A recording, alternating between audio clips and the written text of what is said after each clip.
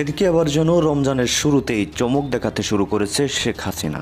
দিল্লিতে ট্রাম্প হাসিনার গোপন বৈঠক, ফাঁস হলো ভিডিও রেকর্ড। এই মাসের মধ্যেই ডক্টর ইউনূস পদত্যাগ না করলে সৈন্য পাঠাবে ভারত থেকে। মার্চ মাসের মাঝামাঝি সময় মার্কিন president mister Donald Trump Delhi সফরে আসবেন। তিনি যখন দিল্লিতে আসবেন ঠিক সেই সময়টাতে তিনি শেখ হাসিনার সঙ্গে সাক্ষাৎ করবেন। একইভাবে তিনি বাংলাদেশ নিয়ে খেলছেন, ডক্টর মোহাম্মদ ইউনূসকে নিয়ে খেলছেন। এবার ভারত থেকে নিশ্চিত কোনো পদক্ষেপের আজ পেতেই জেনারেল ওয়াকারুজ্জামান মুখ খুললেন।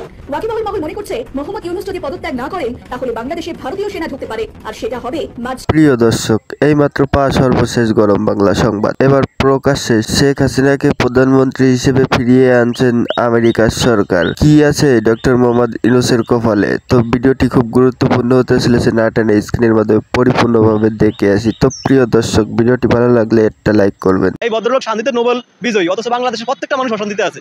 আমার মনে হয় নোবেল কমিটি কাজ আগাইছে। ডক্টর ইউনূস তো ওই 2-4 জনের সরকার, এত মানুষের সরকার না। 72 ঘন্টা দর্শনের সেঞ্চুরি হয়েছে, আর এই রেকর্ড মনে হয় পুরো পৃথিবীতে বাংলাদেশই প্রথম করছে।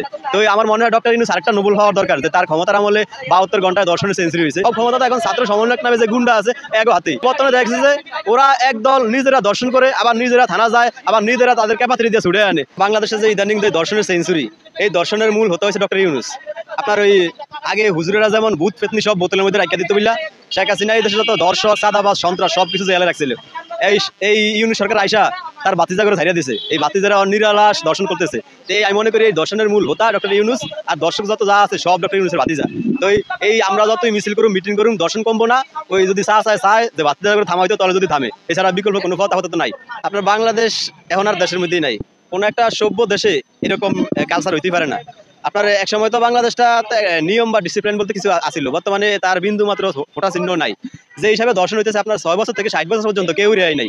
বর্তমানে দেখা যাচ্ছে 72 ঘন্টা দর্শনের সেঞ্চুরি হয়েছে, আর এই রেকর্ড মনে হয় পুরো পৃথিবীতে বাংলাদেশই প্রথম করছে। তো আমার মনে হয় ডক্টর ইউনূস আরেকটা নোবেল হওয়ার দরকার, যে তার ক্ষমতার আমলে 72 ঘন্টায় দর্শনের সেঞ্চুরি হয়েছে। আমরা আরেকটা নোবেল হওয়ার জন্য দুরালো দাবি জানাই ডক্টর ইউনূস স্যারের। আর বর্তমানে দেখা গেছে যে একজন ভদ্রলোক এক মাইয়ার ওনা ঠিক করতে গেছে। আসলে ওই ভদ্রলোকের ফেসবুকে আপনি ঢুকে দেন, উনি সানি লিওনের সাথে অ্যাড আছে, আরো মনে হয় কয়েকশো ফর্ণ তারকার সাথে অ্যাড আছে, অথচ আরেক মাইয়ার ওনা ঠিক করতে গেছে।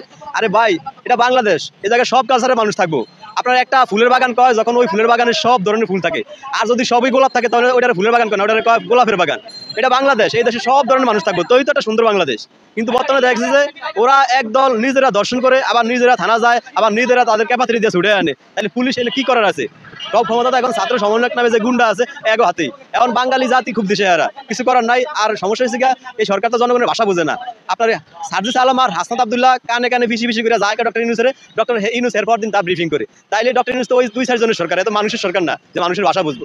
আমি মনে করি ডক্টর ইউনূস আপাতত পদত্যাগ করা উচিত। আমি ভাই একটা বুঝি না, এই ভদ্রলোক শান্তিতে নোবেল বিজয়ী, অথচ বাংলাদেশের প্রত্যেকটা মানুষ অশান্তিতে আছে। আমার মনে হয় নোবেল কমিটি গাঁজা খাইছে, গাঁজা খায় তো এই কমিটি দিছে। এই ছাড়া বিকল্প কোনো কিছু